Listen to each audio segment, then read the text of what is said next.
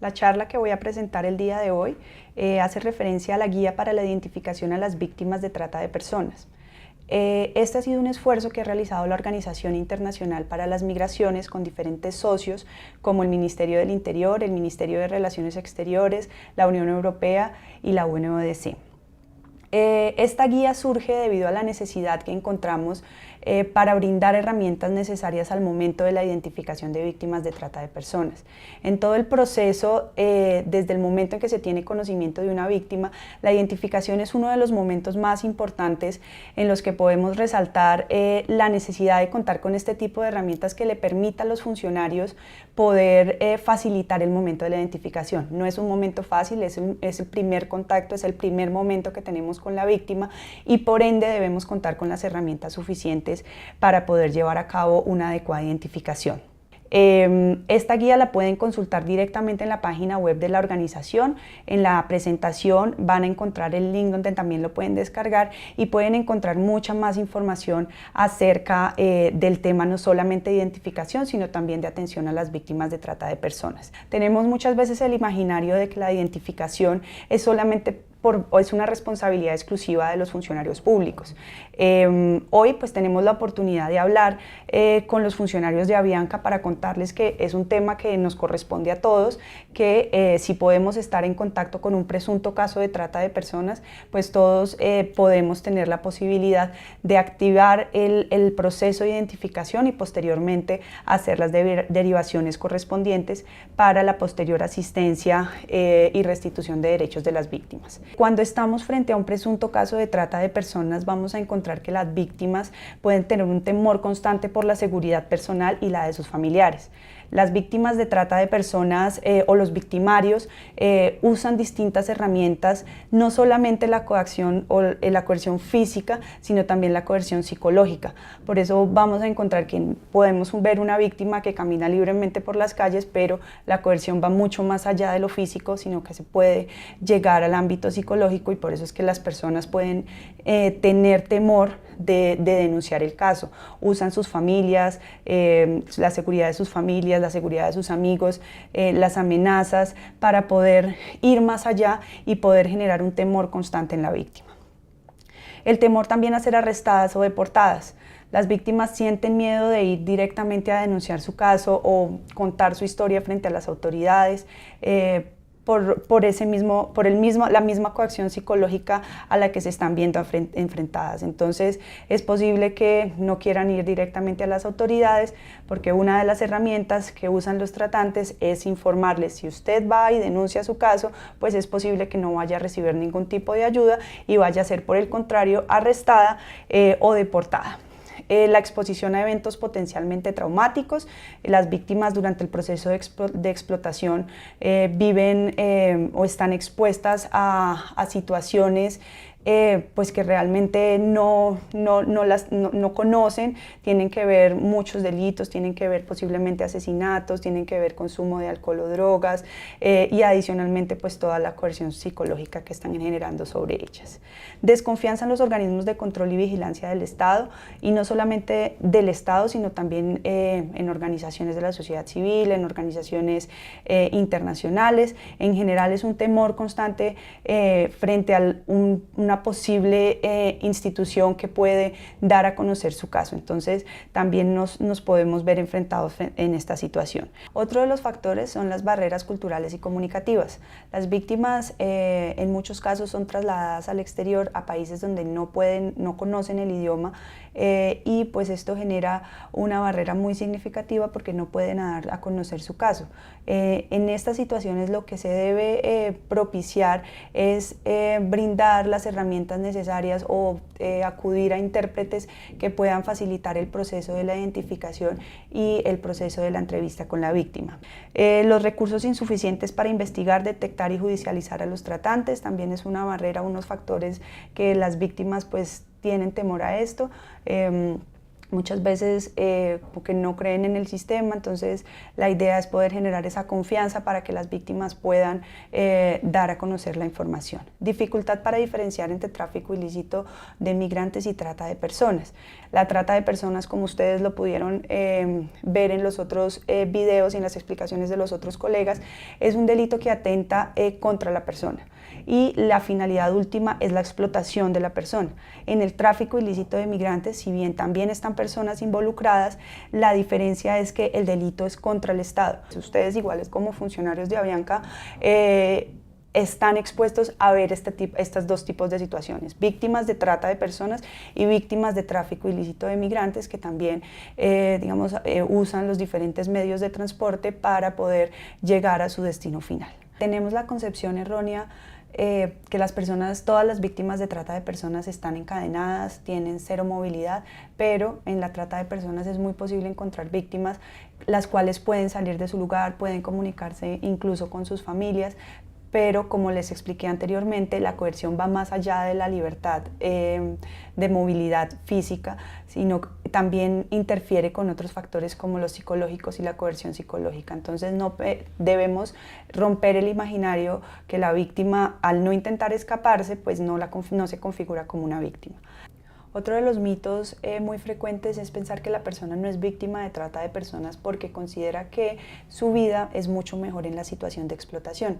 Esto es algo también muy frecuente, sucede cuando las víctimas pues de alguna u otra forma sienten alguna gratificación con su explotador porque están recibiendo algún tipo de beneficio.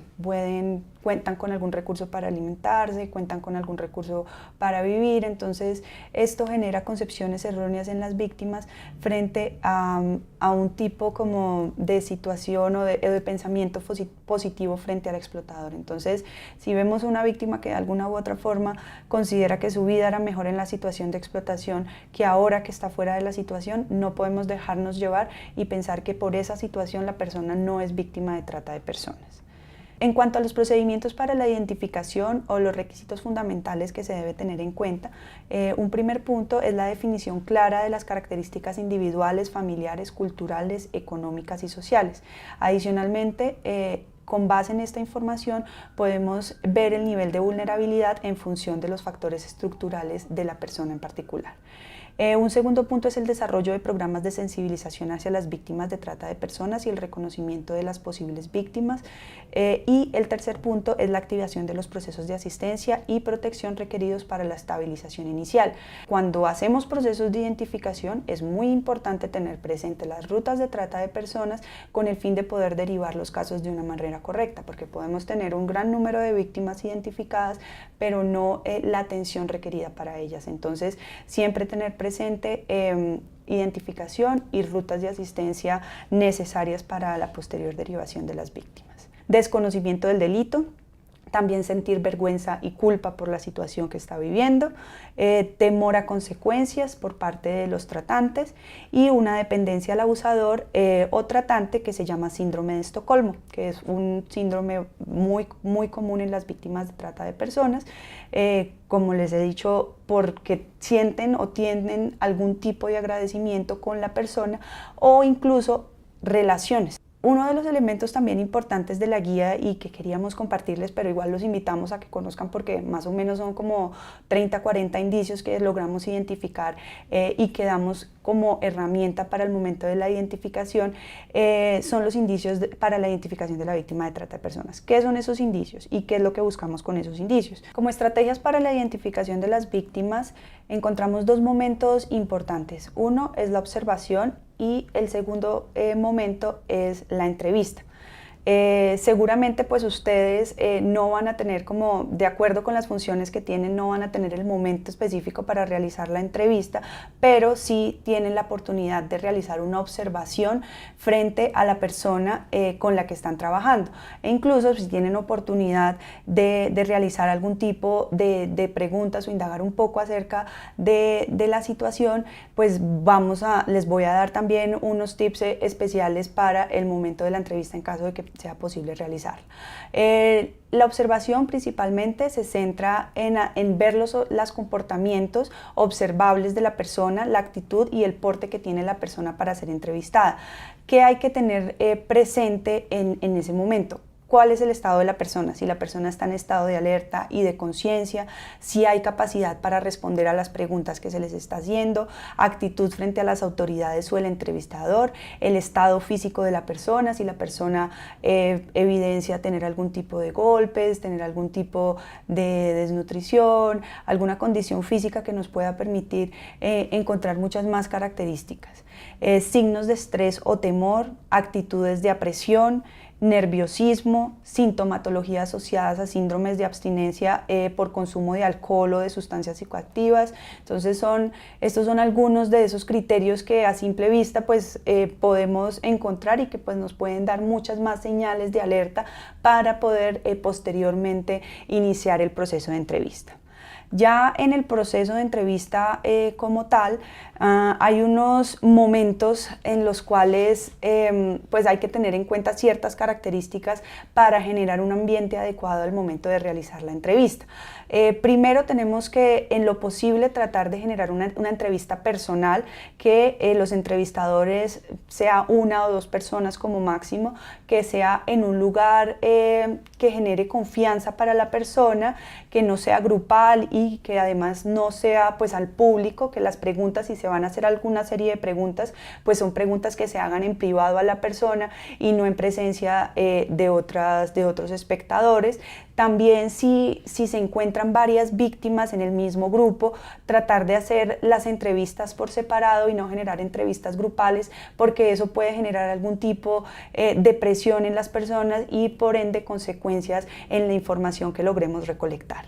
Para el inicio de la entrevista, como entrevistador, la persona debe prepararse, debe contar con los conocimientos necesarios acerca de la trata de personas, también tener un estado de ánimo adecuado. No en todos los momentos nos encontramos preparados para recibir información de ese tipo. Son relatos bastante fuertes que pueden generar algún tipo también de presión psicológica o emocional en los entrevistadores. Entonces, ser muy conscientes de la situación particular en la que se encuentra el entrevistador para asimismo poder generar un resultado positivo en la entrevista.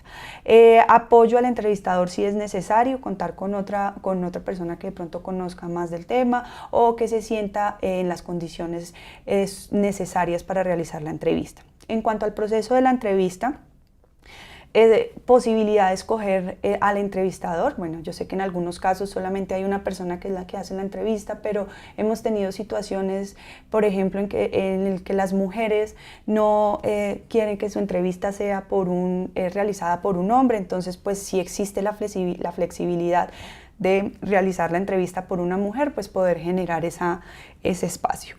Conocer el formato y las preguntas que se van a realizar, generar una empatía con la persona, sin entrar pues a romper su círculo personal o de confianza, evitar promesas, tratar de ser lo más puntuales posibles frente a ante las ayudas o frente a las ayudas que se puedan brindar, no generar expectativas en la víctima porque pues eso a futuro va a generar consecuencias negativas no solamente en la víctima sino en el proceso de asistencia como tal.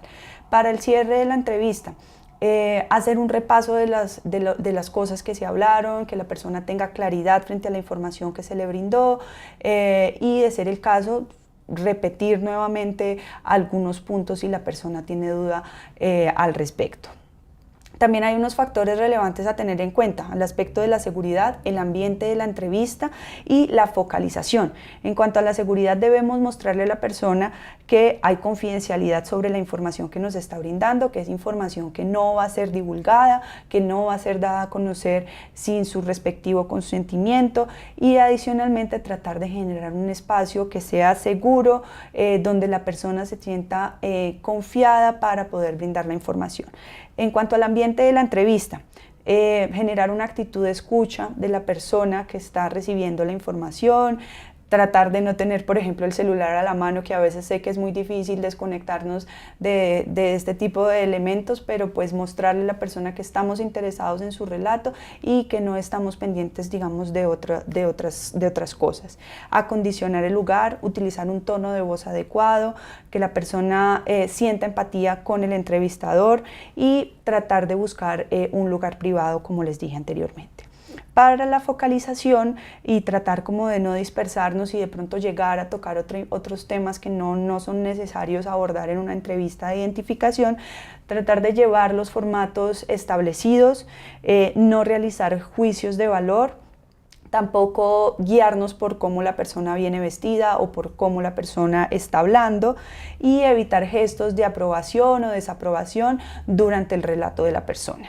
Entonces, pues con estas dos estrategias al momento de la entrevista o de la identificación, el Ministerio de Relaciones Exteriores cuenta con toda la preparación y todas las rutas necesarias para dar a conocer o activar los procedimientos necesarios a través del consulado. Entonces, esa última acción que se puede hacer si definitivamente no pudimos lograr persuadir a la persona, la última acción es poder brindarle las herramientas necesarias antes de salir del país, para que cuando llegue a la ciudad de destino o al país de destino pueda activar la atención necesaria.